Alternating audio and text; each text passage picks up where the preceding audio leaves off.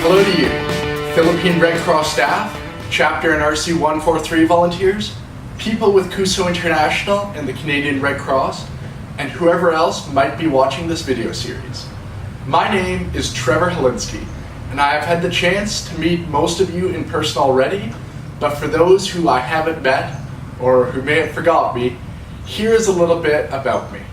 I'm a Canadian with a background in international relations, who has been volunteering since January 2018 with Cuso International as a knowledge management specialist. What's that?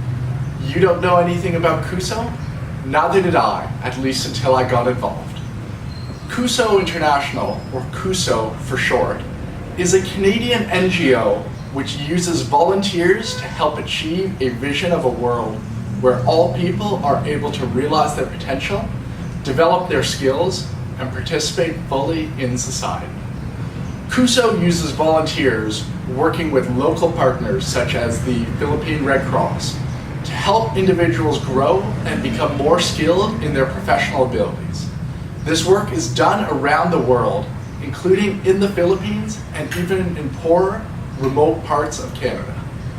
In the Philippines, there are Cuso volunteers in Manila, Bicol, and Leyte, in addition to several Cuso volunteers who are currently placed on Panay Island and focused on the Bravo project.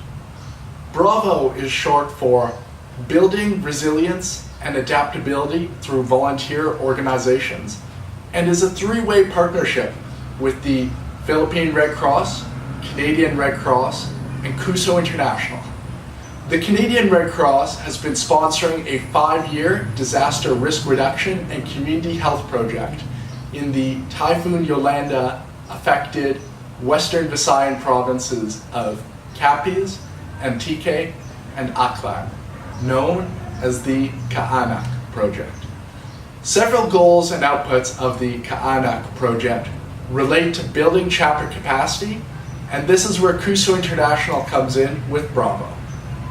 So far, our Cuso volunteers have been especially focused on resource mobilization and volunteer management in order to help build the resiliency of the RC 143 program. Now that many chapter staff and volunteers have been trained in these areas, the Bravo project is trying to consolidate these gains both in the form of further mentoring in the resource mobilization and volunteer management areas, and also with new training, this time on knowledge management. All of this is being done because the most important asset of any organization is its people, and the more we invest in you, the better you will be able to help your communities. Now, I'm sure you have many questions at this point, like, why are we doing this? What's in it for me? And Trevor, what do you even mean by knowledge management? The simple answer to the last question is that knowledge management is a broad concept that involves trying to better organize the information that you already have so that it can be applied to make your organization more effective at what it does. What does this look like? For the Philippine Red Cross, this might mean using your volunteers more effectively to alert them to an incoming disaster, or informing people who have learned first aid from the Red Cross that their training is expiring soon and should be renewed, or helping line up regular blood donors for the next time you visit their barangay. There are so many possibilities for how knowledge management can be used to make the Philippine Red Cross better able to help our communities. This e-course will teach you some fundamentals and theories, but more than that, it is intended to make you think in new ways or consider things you have not previously thought of. I hope to help you learn this through several different modules hosted in this classroom, covering knowledge management fundamentals, mass communications with volunteers, as well as leadership and workplace culture needed to be a better organization. I'm just gonna cut in here on a different microphone to give an unscripted introduction detailing the Google Classroom a little more. When you start out, you're gonna be at this home page. There's not gonna be too much on this home page other than the code that you can use and share to access the Google Classroom, which is posted right here, highlighted. The next tab is going to be the Students page.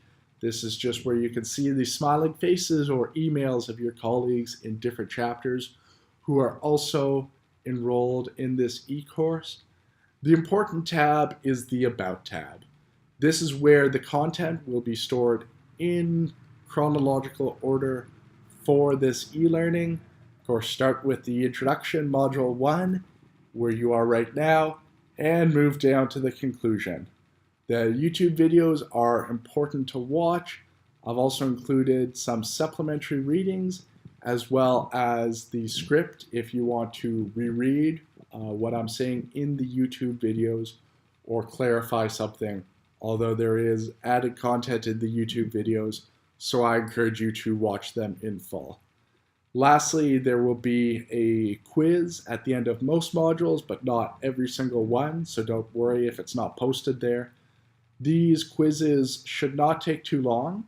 They just confirm that you've completed the e-learning, but also that you took away and understood some of the key points that I brought up.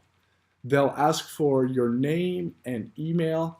Please put that in just so I can keep track of who has completed them.